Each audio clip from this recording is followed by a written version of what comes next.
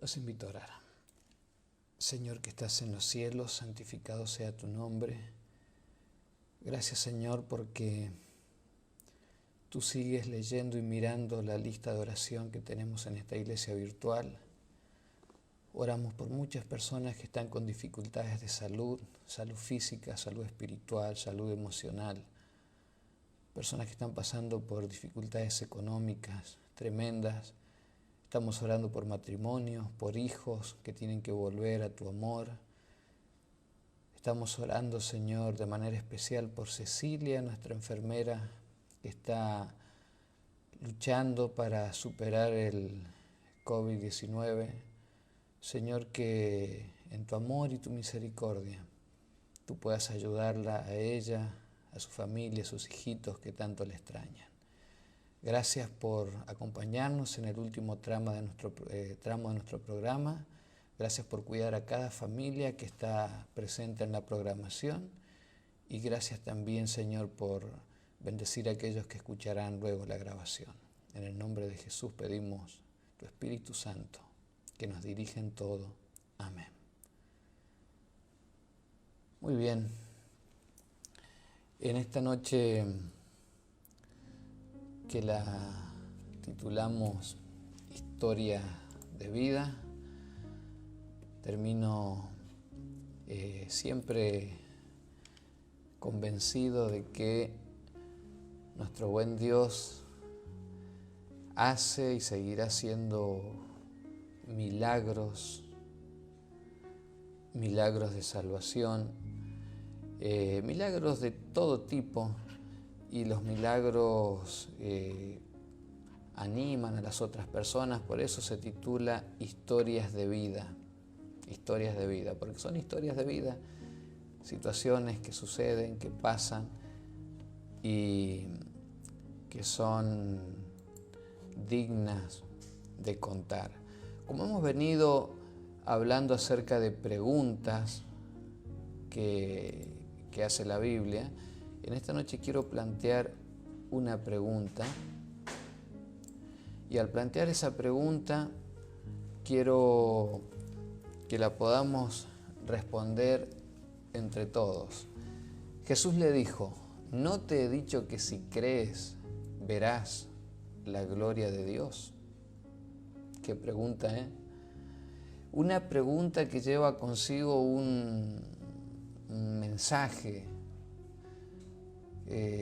Y ustedes saben que esta pregunta está planteada en medio de la situación de la muerte de Lázaro y los reproches de las dos hermanas, tanto de Marta como de María, reprochándole a Jesús por qué no hizo algo antes, por qué no vino antes cuando se le llamó.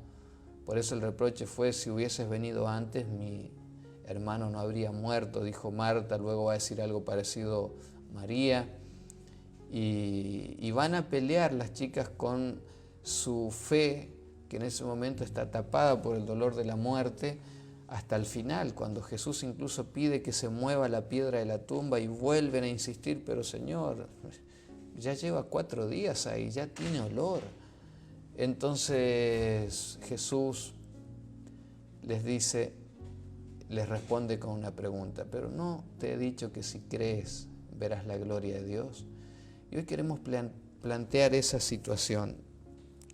Situaciones que muchas veces se presentan de una manera compleja, situaciones de vida, problemas que parecen difíciles de superar, casi imposible, especialmente cuando se trata de personas, especialmente cuando se trata de seres humanos.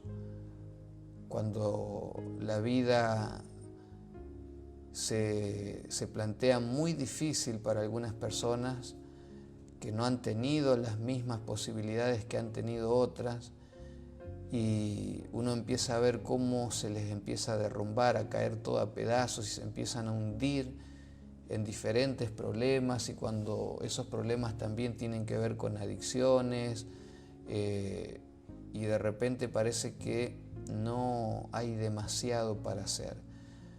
En esta noche, la historia que quiero compartir con ustedes, ojalá pueda responder a esa pregunta. Por eso quiero dejar allí latente esa pregunta.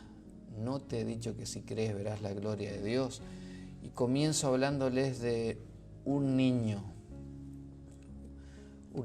que al poco tiempo de nacer, su madre, ya sea por situación de pobreza, sin duda, porque pensó que no iba a poder criarlo, porque otros también tomaron esa decisión, pero finalmente ese niño, cuando nace, la decisión fue regalarlo, darlo en adopción.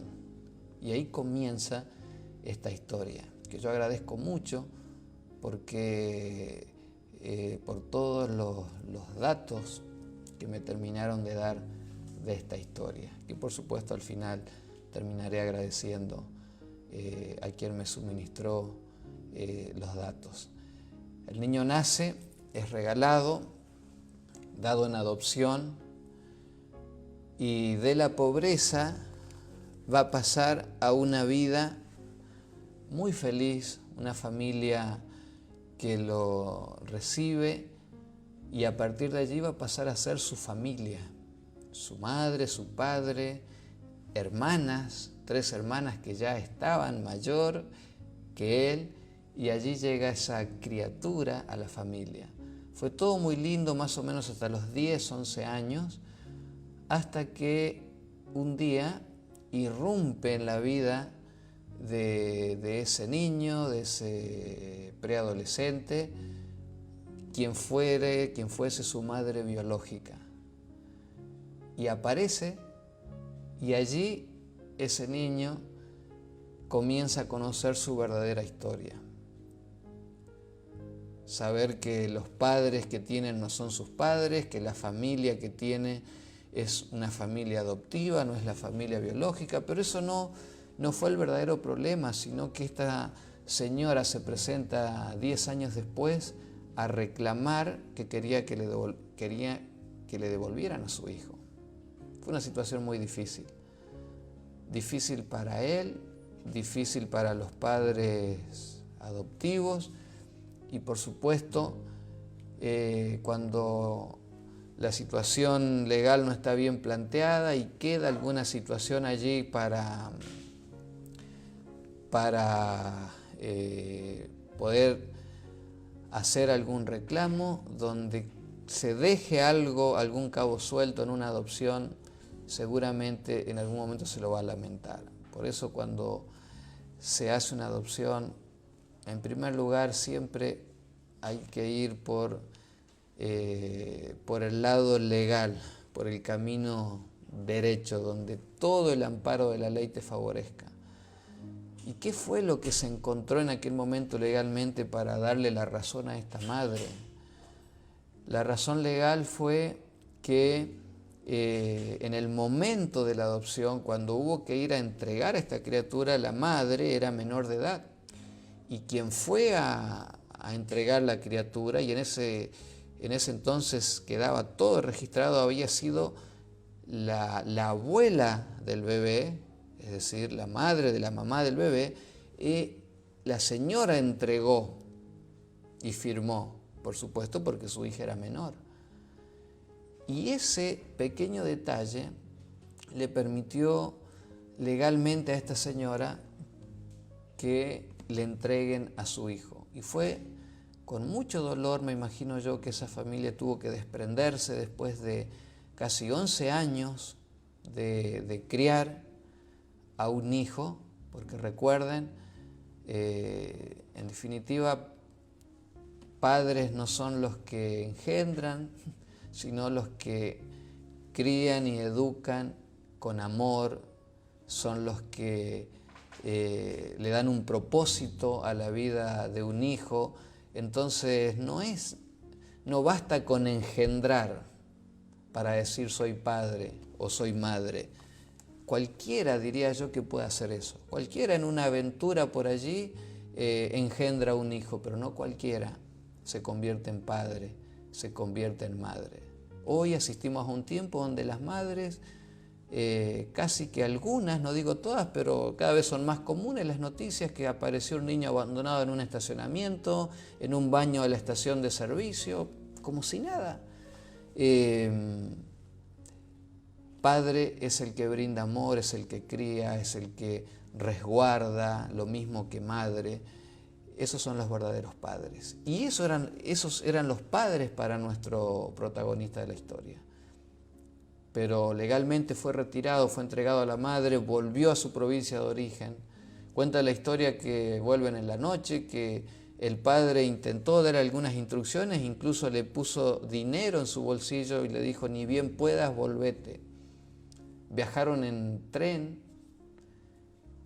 pero ese niño que vuelve a su lugar de pobreza donde había salido, al volver había una pobreza mucho más grande. Y allí queda revelado por qué fueron a traerlo, porque a partir de allí ese niño tiene que comenzar a trabajar, lo mandan a trabajar, para acá, para allá, todo tipo de trabajo, desde cuidar niños, lavar ropa, de ir a trabajar en trabajos agrícolas, simplemente se lo recupera para que sea un cuidador de otros niños, que sea el niño de los mandados. Y fue allí donde comienza la tragedia, la verdadera tragedia, porque el corazón de esa criatura se rompe, porque no debe haber nada más trágico que te arranquen de lo que vos conocés como tu única y verdadera familia. No debe haber nada más difícil, más doloroso que perder los lazos familiares, lo único que vos conocés como familia. Y más trágico todavía que a dónde te llevan es para usarte. Es difícil digerir esa situación. Y este niño comienza a soñar, pero durante muchos años soñaba que volvía a reencontrarse con sus padres y con sus hermanas, cosa que no sucedió. Y su madre, que tuvo hijos de diferentes padres, de hecho no hay seguridad quién fue el padre de él. Esta señora ya vivía con otro hombre, y este hombre que tomaba mucho alcohol. También este niño tenía que salir a la hora que sea que a este hombre borracho se le ocurría para salir a conseguir el alcohol para él. Y desde adolescente comenzó a encontrar en el alcohol una manera de apagar ese dolor y esa desilusión, esa tristeza, esa angustia que llevaba en su corazón, porque no volvió a tener contacto con su verdadera familia, porque pasó necesidad, porque pasaba hambre, una pobreza absoluta. Y ya en la adolescencia se rebeló, se fue, decide irse, con mucha bronca y seguramente con odio, con resentimientos profundos hacia su progenitora, pero a quien nunca logró ver como su madre, porque él tenía una familia, padre, madre, hermanas, y se identificaba con esa familia. Pero lamentablemente aprendió a pagar ese dolor y esa angustia a través del alcohol, a través de los vicios de cigarrillo, fumar, a través de los juegos de azar, y eso comenzó a derrumbar su vida. Y muy temprano, a muy temprana edad, ya comenzó a ser dominado por el alcoholismo. Todo por decisiones que se tomaron. ¿Se acuerdan que habíamos hablado de las decisiones?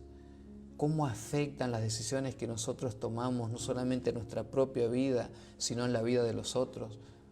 ¿Cómo afectan las decisiones de los padres en sus hijos pequeños, inocentes, que no tienen nada que ver, que han llegado a ese mundo y no pueden defenderse de las malas decisiones de sus padres, simplemente las sufren, nada más que eso? Por eso los padres tienen que pensar tanto a la hora de tomar decisiones. Pensar y volver a pensar, replantearse qué quieren hacer, por qué están decidiendo lo que deciden. Entonces, esas malas decisiones, darlo en adopción, quitarlo, dañarlo, porque en definitiva lo dañaron 2 veces, y traerlo para tirarlo a la pobreza, sentirte usado, lo hundieron en los vicios y en el alcohol. De alguna manera la vida en algún momento le sonrió porque conoció a una jovencita con quien luego se casaría y comenzaría otra historia. La historia cuenta que esa chica con quien se conoce no tenía la más pálida idea de la vida que llevaba, mucho menos del alcohol, porque se conocían de fin de semana, pero durante la semana esta chica trabajaba en otro lugar, por lo tanto un día se conocieron y se enamoró, y seguramente, como hacen todos, cuando uno se enamora de alguien trata de reformar su vida hasta conquistar a esa persona, pero llega un embarazo que no fue planificado. Eso hace que se tengan que ir a vivir juntos. Hasta incluso él no dijo la verdad sobre su edad, porque dijo una edad, pero en realidad tenía un par de años más. Bueno, todas estas cosas comienza a descubrir la esposa de este joven, pero lo más doloroso que descubre que era un alcohólico. Y así van a comenzar a llegar los hijos. En medio del alcohol, del desborde, van a comenzar a llegar los hijos. Fueron 6 en total. Y realmente 4 fueron un verdadero milagro, porque engendrar hijos en una vida desbordada por el alcohol, por el tabaquismo y vaya a saber qué otros vicios más, realmente es un milagro que puedan nacer en primer lugar y que nazcan con salud. Marcados por la pobreza, tenían que ir a trabajar a los trabajos agrícolas. Él llevaba a su esposa a trabajar, no importa si estaba de 1 mes, de 5, de 8 meses, trabajo de lo que sea en la agricultura. Y fue así que perdieron dos hijos y quedaban 4. Cuando la vida se estaba haciendo muy pesada, cuando ya el alcoholismo ya no se podía sostener, esta mujer comienza a pensar seriamente en que no podía seguir así. No podía seguir con un hombre que literalmente estaba arruinando la vida de toda la familia. Porque era un hombre que tomaba, un hombre que donde caía al piso allí quedaba tirado, dormido, cuidado por la buena de Dios, ya sea en el verano, en el invierno. Cuenta cuenta esta señora que, siendo un matrimonio joven, muchas veces este hombre totalmente alcoholizado incluso se orinaba en la cama. Qué duro que debe ser para la dignidad de una mujer, de una esposa, tener que dormir con un alcohólico y tener que levantarte con esa situación tan desagradable en medio de tanta pobreza. Ella cuenta que cuando pasaba eso y él se iba a trabajar, sacaba ese colchón, si se le podía llamar colchón, para que le diera un poco el sol, sin querer sacarlo afuera porque le daba vergüenza allí en la habitación. A veces se secaba, a veces no. Y eso golpea tremendamente la dignidad de cualquier ser humano. Pero cuando el alcohol domina la vida de una persona, esa es la triste realidad que se vive. Agradece que este no fue un alcohólico agresivo. Es más, si hubo algo que le llevó a quedarse tanto tiempo, fue el buen trato que él tenía. Y lo define como un hombre cariñoso, un hombre amable, querido, querible, un hombre que siempre estaba allí ofreciendo amor. Pero claro, cuando el alcohol estaba presente, todo era difícil, todo era terrible. Cuando comienza a estacionarse la idea de dejarlo, de abandonarlo, porque la situación no daba para más, es allí cuando aparece esa luz de esperanza, esa pequeña luz de esperanza. Como le solemos llamar a todo aquel que vaya intentando predicar el Evangelio, hablarnos de Dios, era muy común llamarle los evangelistas o los evangélicos. Aparecen algunas personas invitando y regalando folletitos en aquel barrio en medio del campo donde vivían, porque habían sido víctimas de un gran terremoto donde ese rancho miserable donde vivían literalmente se lo tragó la tierra. Y si ya eran pobres, quedaron más pobres todavía. Y allí se construyó un barrio de urgencia y se les dio, fueron a vivir allá. Este hombre, para el colmo de males, trabajaba en una bodega donde se hacía el vino. Y cuando le van a decir a esta mujer que iban a hacer una serie de reuniones donde se iba a predicar, a ella se le enciende una luz de esperanza. Y cuando se contacta con el pastor, le cuenta la historia de su esposo y le dice que su esposo es un alcohólico. Y ella empieza a pedirles que oren. Hasta ese momento ni ella ni su esposo conocían lo que era una Biblia. Nunca habían tenido una Biblia, ni siquiera la habían visto. Entonces ella le pide al pastor que por favor orara por su marido. ¿Saben cuál era el miedo que ella tenía? Él trabajaba en una bodega donde se hacía el vino y muchas veces borracho andaba entre las piletas. Las piletas de una bodega son unos piletones de 40.000 litros, 30.000 litros, 50.000 litros, donde está almacenado el vino. Ya tenía mucho miedo que un día se cayera en una de esas piletas y allí muriera y que ni se enterara. Le suplicaba al pastor.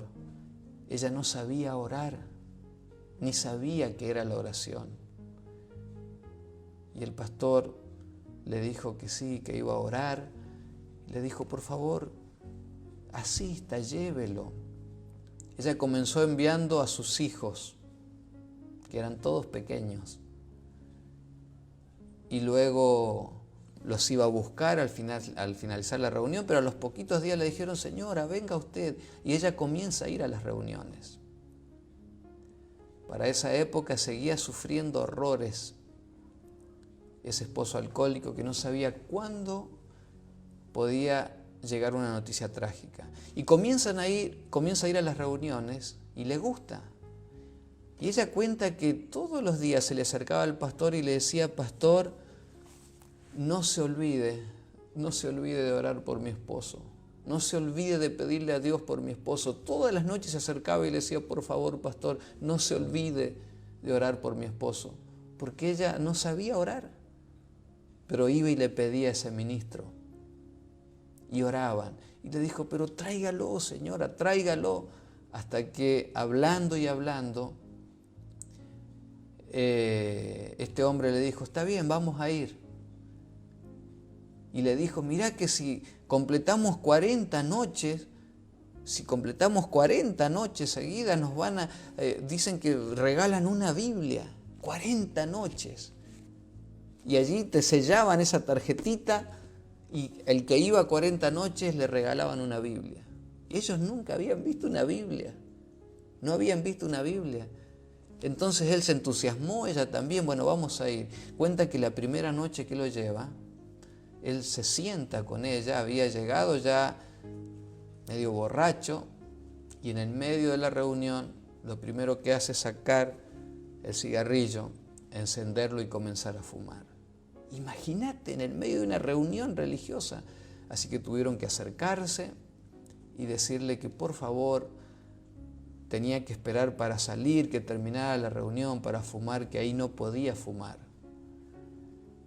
Y es incierto cuál puede ser la reacción de una persona, es tan difícil. A veces no hay palabras de amor que alcance para decir a una persona, por favor, acá no puede fumar. Y gracias a Dios, la reacción fue respetuosa.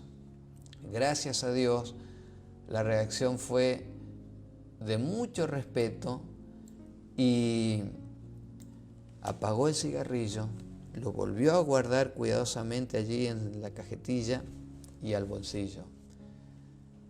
Entendió y a la otra noche volvió y al menos el cigarrillo no lo volvió a prender. Pero fueron varias noches en las que se lo llevó borracho. Muchas veces se durmió incluso en las reuniones, como buen borracho, que se duermen. Pero su esposa, en quien se había encendido una luz de esperanza, lo llevó y no paró de llevar a su borracho, a su alcohólico, a quien en el fondo de su corazón ella amaba.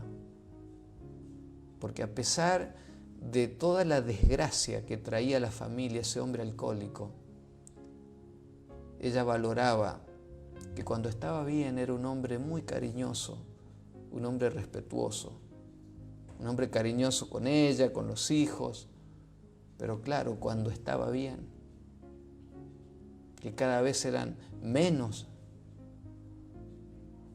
las horas que estaba bien. Un día, el borracho empezó a escuchar las llamadas, el llamado que Dios le hacía. Y el Espíritu Santo comenzó a trabajar en su corazón. Y comenzó a trabajar. Y cuando el pastor comenzó a hacer los primeros llamados, al finalizar ya esas 40 noches que él había comenzado a asistir, comenzó a hacer los primeros llamados para que las personas se entregaran a Dios a través del bautismo. El borracho le dijo a su esposa, yo quiero entregar mi vida a Jesús. Yo no voy a tomar más, no voy a fumar más. Yo quiero entregar mi vida a Jesús. Y esa luz de esperanza se encendió mucho más todavía en la vida de aquella mujer que tanto había sufrido. Pobreza, mugre, olores, perder 2 hijos después de que ellos nacieron, tanta malaria, pero esa luz de esperanza se encendía. Y él dijo, yo no voy a tomar más, no voy a fumar más. Y cuenta la historia que desde que dijo eso en las últimas noches de esas 40 noches, no tomó más y no fumó más. Llegó el día, se hicieron los últimos llamados y este hombre entregó su vida a Cristo. Y desde el día que entregó su vida a Cristo, nunca más, de haber sido un alcohólico desde los 12 o 13 años, nunca más, después de décadas de andar tirado en la calle con su borrachera y el cigarrillo, que parecía imposible, ser una persona que a la vista de cualquier ser humano no tenía solución. Y cuando su esposa estaba a punto de dejarlo, ella simplemente se hacía una pregunta: ¿qué va a hacer si lo dejo? Se muere. Lo dejo yo, se queda sin los hijos, se muere, se tira al abandono totalmente. Y solamente por eso, por amor a ese hombre, decidía quedarse. Y desde ese día, nunca más probó una gota de alcohol, ni un solo cigarrillo. Se entregó a Cristo, se bautizó, y Dios hizo un gran milagro, porque no es fácil limpiar a un alcohólico literalmente en un par de días, a un fumador literalmente en un par de días.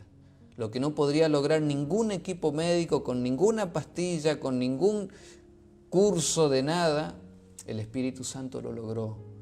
Y este hombre se entregó a Cristo Jesús. Su esposa se entregó a Cristo Jesús. Los hijos, a medida que fueron creciendo, se fueron entregando a Jesús. Y una familia que estaba destinada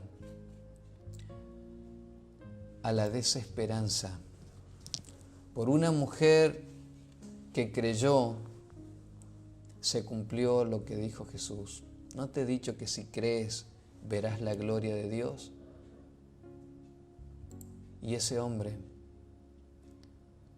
pasó a ser un hijo de Dios. Pasó a ser un verdadero hijo de Dios.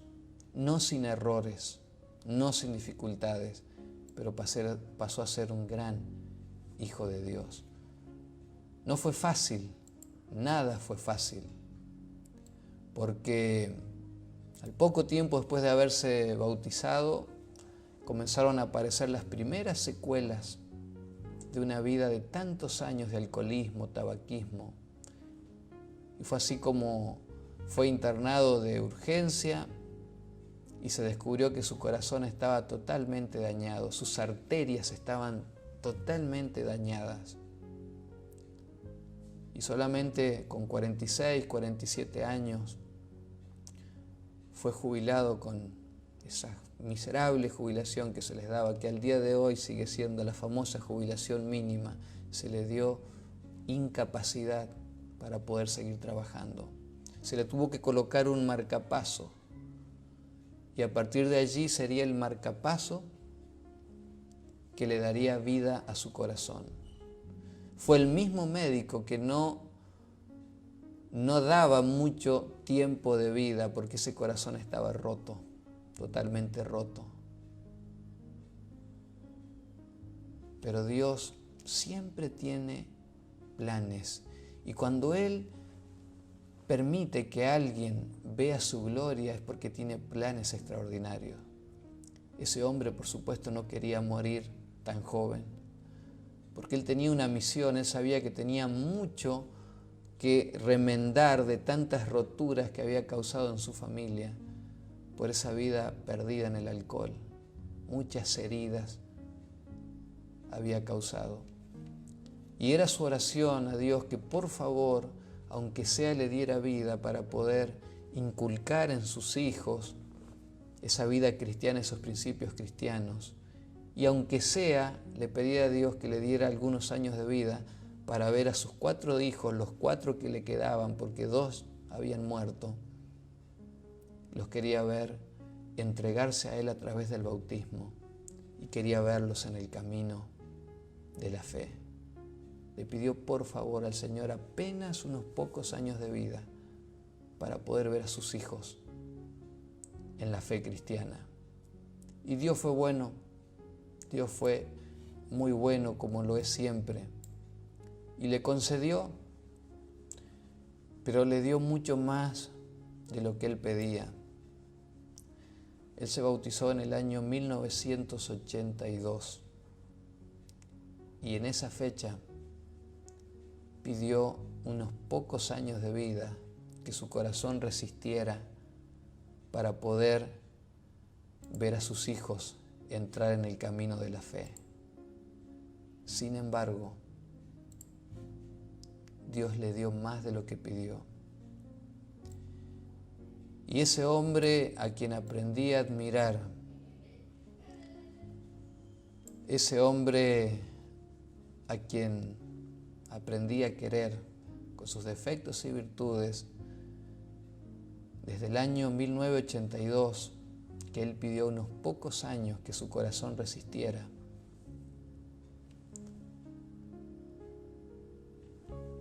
Dios permitió que su corazón resistiera hasta el 2 de septiembre del año 2019.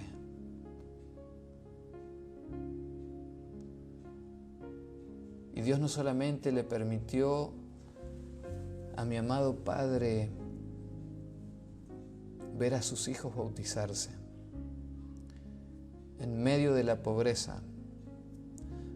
Hoy me mandé audios toda la tarde con mi madre porque cada vez que voy a contar su historia, vuelvo a preguntar y siempre aparece un detalle nuevo. Mi madre me decía, pudimos salir de la extrema pobreza, pero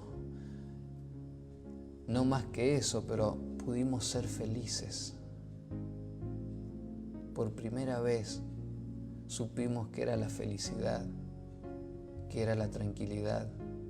Dormir con un hombre que ya no tenía olor a vino, un hombre que ya sabía que no se iba a hacer encima al lado mío en mi cama. Cosas tan básicas. Por primera vez supimos qué era vivir, ser felices, sentimos paz. Y Dios le dio esa alegría. Él vio el bautismo de todos sus hijos. Y Él dice, y como si fuera poco, Dios que siempre te da más de lo que le pedís, también me dio el privilegio de tener un hijo pastor. Para mí, contar la historia de mi padre es un compromiso que un día hice.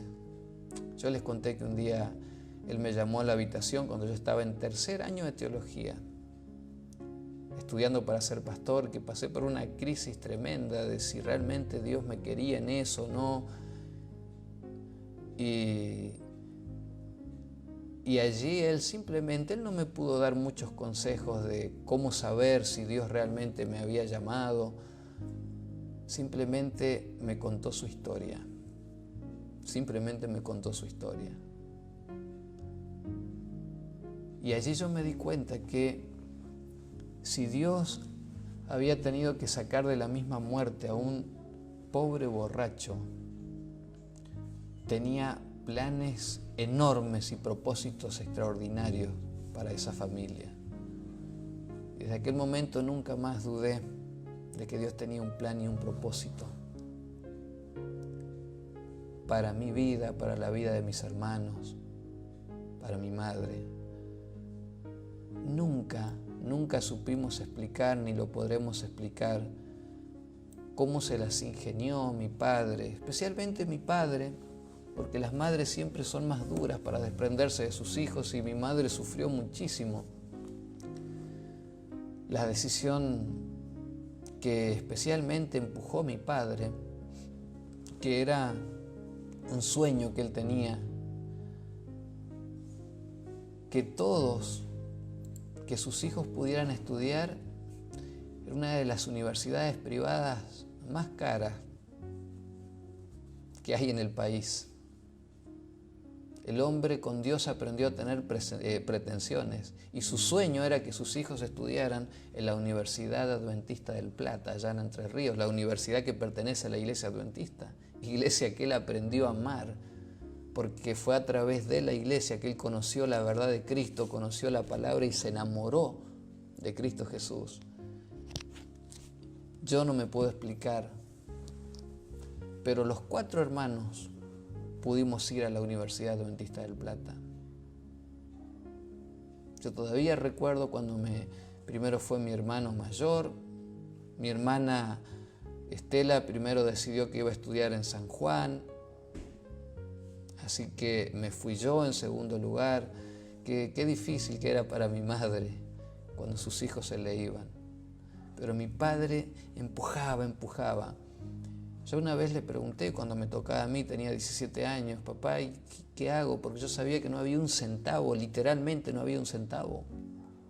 De hecho, yo tenía el pasaje de ida nomás para viajar en el año 97. No tenía pasaje de vuelta. Yo le decía a mi papá, ¿pero qué hago ahí? ¿Cómo se sobrevive? Y mi padre, la única respuesta que me dio es, como él decía, mijo, confía en Dios. Y él decía siempre así, Dios a su padre nunca le falló. Tampoco le va a fallar a usted. Vaya y estudie. Y nos conseguía, cuando existía la beca de trabajar un año para estudiar el siguiente, era todo lo que él nos podía conseguir. Y después colportando los veranos. Nosotros hemos pasado a veces mucho tiempo sin ir a mi casa a visitarlos porque terminaban las clases y nos íbamos todo el verano a colportar, a vender libros, a evangelizar, y a la vez vendíamos los libros y podíamos pagar los estudios. A veces nos iba muy bien, a veces no tan bien. Yo les conté 3 veces me quedé sin estudiar porque no había dinero para pagar las deudas. Nunca pretendí ni que ni mi madre ni mi padre me pagaran los estudios porque no podían. Algo conté la historia de mi madre hace poco. Mi madre apenas hizo 2º grado. Mi madre hasta hace pocos años trabajando en el servicio doméstico, limpiando casas, lavando ropa, cuidando niños, pero siempre para mantener la subsistencia. Mi padre dejando su trabajo en medio de una crisis terrible. Y mi temor era cómo hace un pobre para ir a un lugar donde hay que tener dinero para estudiar. Y mi padre me decía, usted vaya, que Dios se va a encargar del resto. Y esa fe que este hombre te inculcaba me hizo subir a un colectivo y por primera vez alejarme 1000 kilómetros de mi casa, del campo, irme. Lo mismo hizo con mis otros 3 hermanos. Porque cuando Dios toca la vida de una persona es para transformarla a esa persona y a los que vendrán después. ¿No te he dicho que si crees verás la gloria de Dios? Hoy quiero honrar la memoria de mi padre en el Día del Padre, agradeciéndole a Dios porque hoy charlábamos con mi madre, hoy le hice una pregunta, le dije, mamá, ¿qué crees que habría pasado si no hubieran conocido el Evangelio?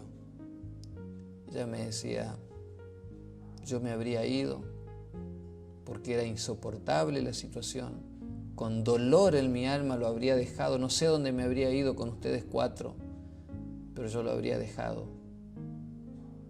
Él se hubiera hundido mucho más en el alcohol y vaya a saber qué habría pasado.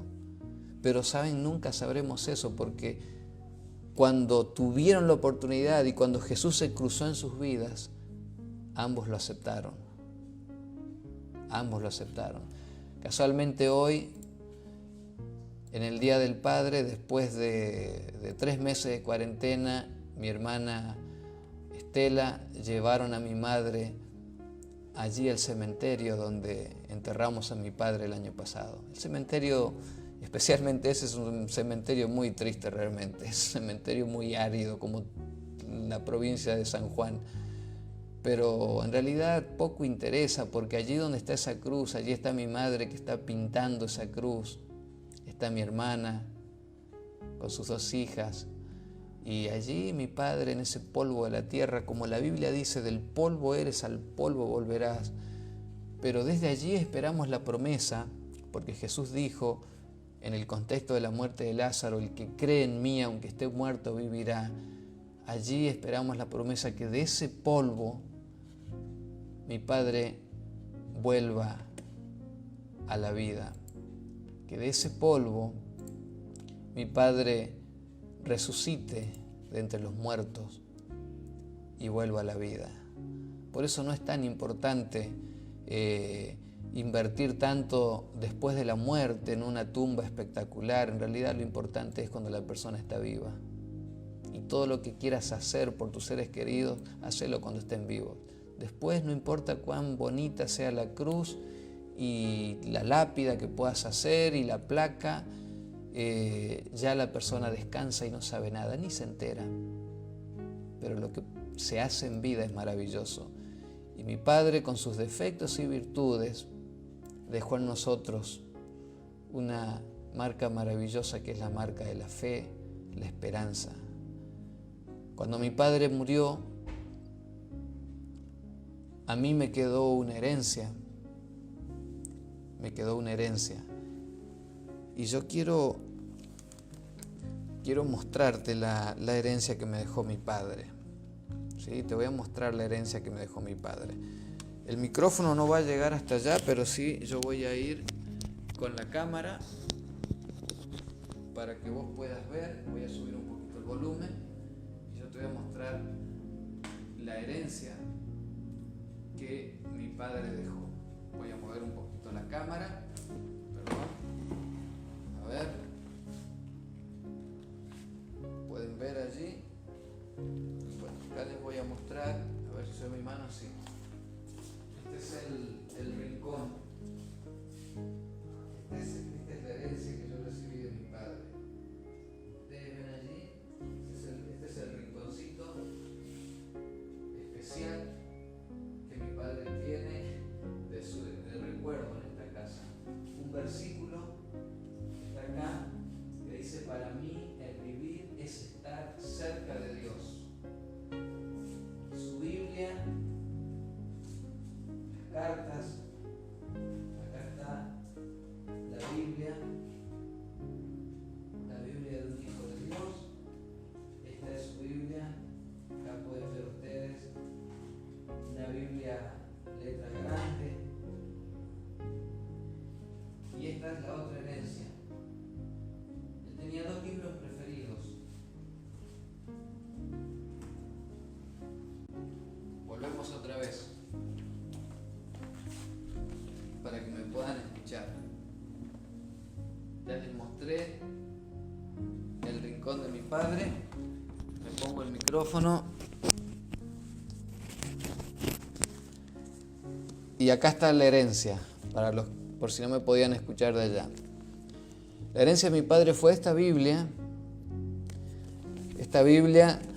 que cuando él muere allí en la habitación del sanatorio, que de paso mis hermanos estuvieron con él hasta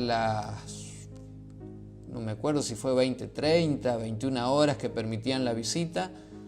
Estuvieron con mi Padre, él tenía su Biblia al lado de la cama, él estaba bien. Les hizo broma, les hizo chiste, mandó saludos para todos. De hecho, se sacaron fotos. Y luego, una hora después, mi Padre fallece. Mi Padre falleció. Es decir, él estaba muy bien, estaba en paz y tenía su Biblia allí al lado de la cama, porque él siempre que tuvo oportunidad testificaba de Dios. Y esta fue su Biblia. El regalo más lindo que se le podía hacer a mi Padre era una Biblia. Y yo, su hijo pastor, ¿qué iba a esperar él que yo le regalara una Biblia? Y a lo largo de su vida yo le regalé varias Biblias, letra grande, porque a él le gustaba letra grande. Y mi Padre tenía por sana costumbre leer todos los días la Biblia. Y el otro libro favorito, él tenía básicamente 3 libros, pero 2 muy amados. Uno, la Biblia. Otro, el libro, que lo tengo acá al revés, el libro El conflicto de los siglos de Elena de White. Estos eran los 2 libros predilectos de mi Padre. La Biblia la leía todos los años la leía completa. Y este libro yo calculo que lo habrá leído varias veces, pero varias veces, porque le regalé varios y era su libro preferido. Esta fue la herencia. Mi Padre no me dejó una cuenta en el banco, no me dejó, porque lo único que hay es la casa donde ellos viven y nada más que eso. Pero mi padre me dejó lo más importante, me dejó una fe, me dejó una esperanza bien cimentada, bien fundamentada. Y yo agradezco que el motor de todo esto, lo que el Espíritu Santo encontró en aquel momento en mi familia, fue a mi madre, una joven mujer que ya había sufrido muchísimo en su casa. Yo ya conté su historia, que ella me dice, no has contado ni una pequeña parte de todo lo que yo pasé. Pero fue mi madre la que no lo abandonó, la que solamente sabía rezar a santos y a estampitas, y ir a la difunta Correa, hacer 1000 promesas y no podía ver una solución. Pero un día se encontraron con el verdadero Dios, Jesús, el Jesús de los milagros, conocieron la palabra de Dios, aceptaron la verdad de Cristo y la vida de la familia cambió. Todos somos cristianos, con un montón de defectos seguramente. Los hijos de don Cecilio Vélez y doña Nilda Mariño de Vélez no somos perfectos, pero somos cristianos. Batallamos cada día en el nombre del Señor para seguir adelante. Los 4 hijos. Y anhelamos que los nietos que les dimos a ellos sigan el ejemplo que supo dejar su abuelo, que ya descansa en el Señor, y su abuela. Mi madre hasta el día de hoy, si pudiera, si no se lo prohibiera esta pandemia, ella se sube a su bicicleta y si tiene que hacer 4 o 5 kilómetros para ir a dar un estudio bíblico, lo hace, a visitar personas, a enseñar la Biblia. Es una mujer de fe, es una mujer extraordinaria, que soportó tanto.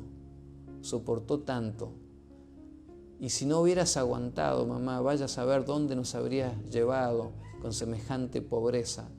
Pero Dios tenía un plan y Dios te iba a usar para que llevaras a tu marido y finalmente a toda tu familia a los pies de Cristo. Y esta es la herencia que me quedó de mi padre. Cuando él muere y mis hermanos tienen que llegar después sin entender nada porque dejaron a un padre que estaba bien, ellos me habían dicho, está bien, no te preocupes, después vení, una vez que le pongan el marcapaso sale de acá. Yo no me acuerdo si era el 3er o 4er marcapaso ya, porque no te olvides que en el año 82 ya su corazón estaba roto. El médico le dijo a mi madre, el que lo atendió siempre, el cardiólogo, le dijo, señora, un médico que no es creyente, yo no entiendo cómo su esposo pudo haber vivido tanto. Y el médico, no me acuerdo si le dijo, yo no creía que iba a vivir más de apenas unos poquitos años, lo que durara ese marcapaso. Dice, tienen que agradecer porque vivió demasiado. Es increíble lo que vivió ese hombre con un corazón roto, totalmente roto. Y cuando él muere, la enfermera agarra una bolsa y mete prácticamente todos los bienes de mi padre que estaban allí al lado. Y saben, después de que fuimos, lo dejamos en el cementerio, volvimos a casa, lo que estaba en esa bolsa estaba allí en la mesa de luz de mi padre. Y fuimos y dijimos allí haciendo una broma con mis hermanos, vamos a repartir la herencia. Y miren, en esa bolsa, que mis hermanos se reían, casualmente habían 4 cosas. En esa bolsa habían puesto la Biblia de mi padre, habían puesto el reloj de mi padre, los anteojos y la dentadura de mi padre. 4 cosas. Yo dije, disculpen, pero esta va a ser mi herencia. Le digo, todo indica que esta me la tengo que llevar yo porque esta tiene que seguir predicando. Y yo tomé la Biblia. Así que mi hermana dice, yo voy a quedar con el reloj de recuerdo. Y mi hermano dijo, bueno, acá están los lentes. Así que mi hermana, que no estaba en ese momento, la más chica, dijimos, bueno, para ella le vamos a dejar la dentadura. Recordará la sonrisa de nuestro padre, que tenía una sonrisa maravillosa.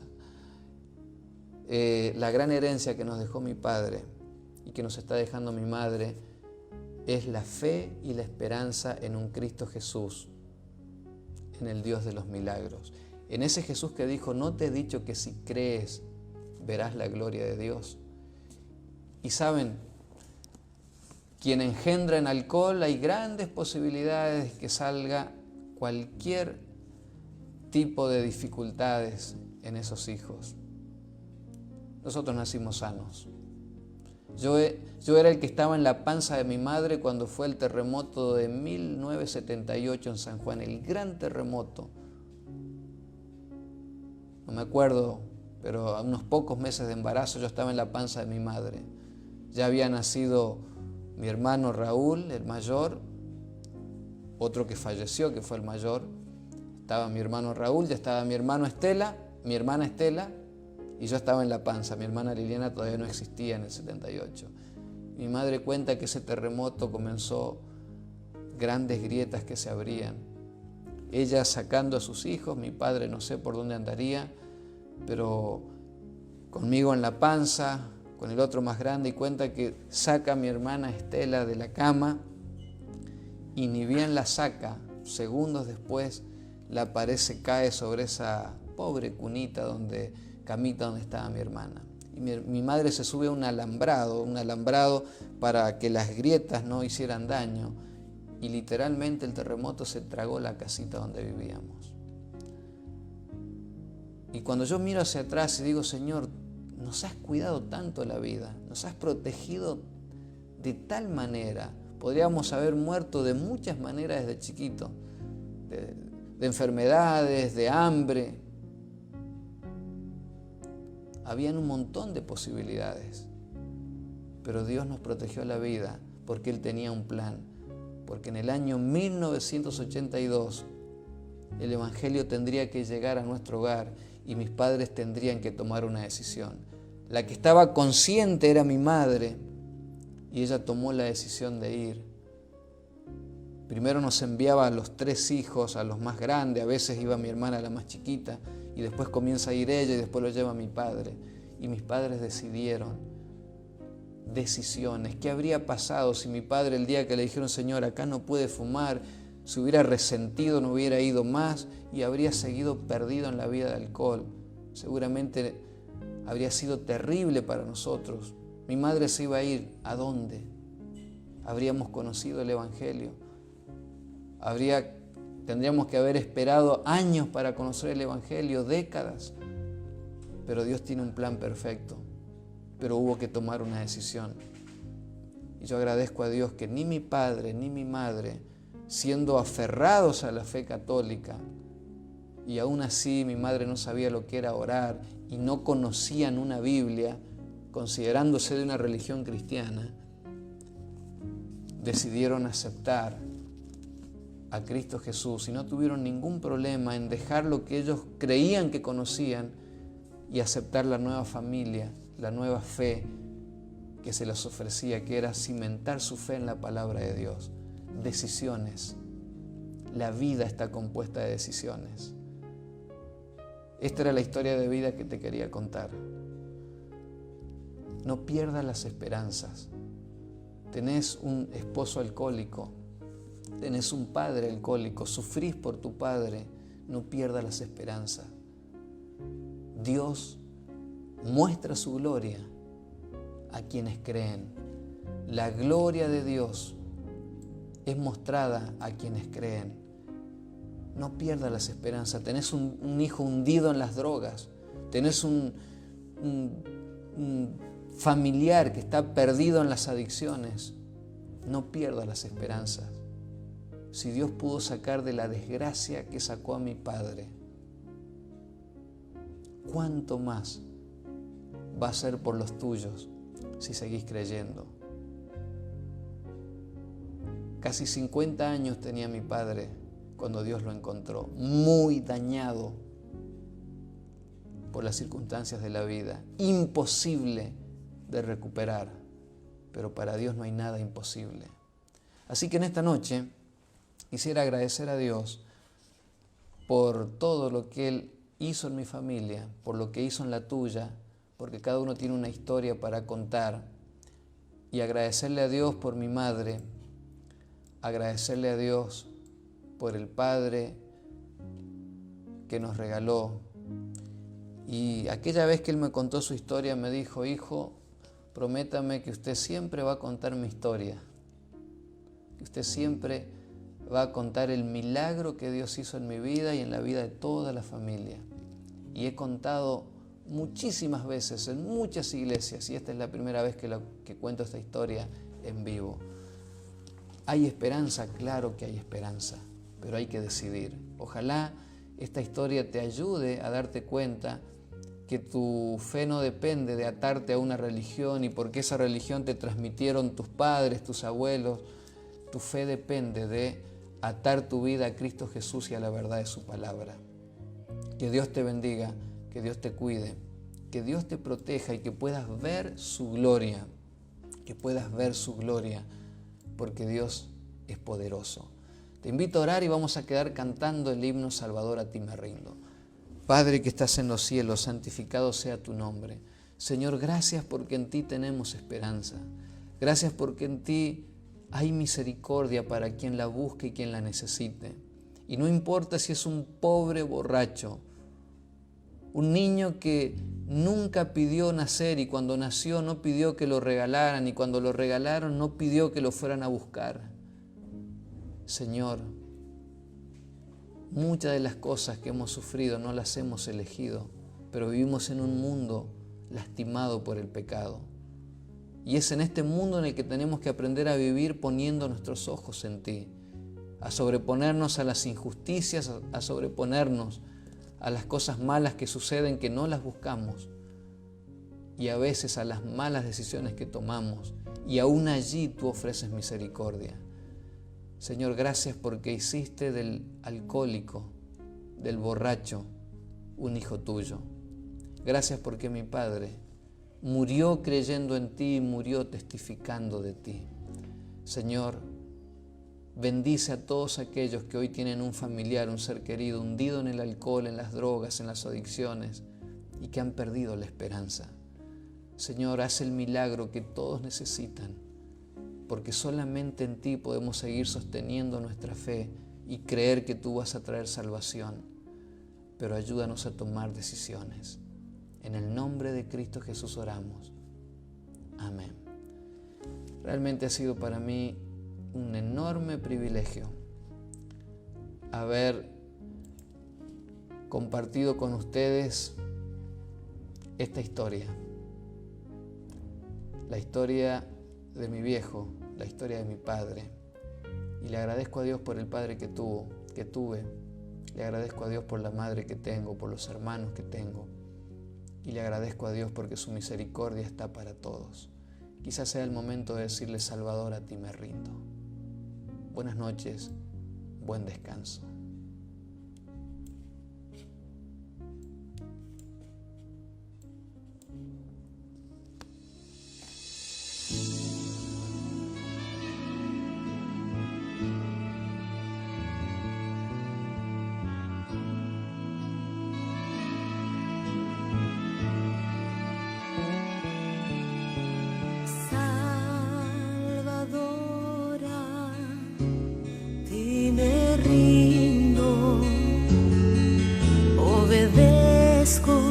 Solo a ti, mi guiador, mi fortaleza, todo encuentro Cristo en ti. Yo me rindo a ti.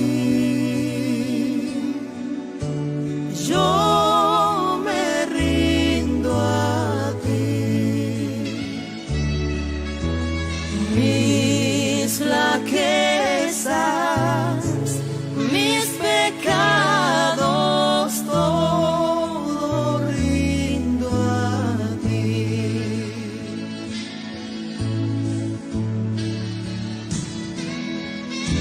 Oh, qué gozo encuentro en Cristo, cuánta paz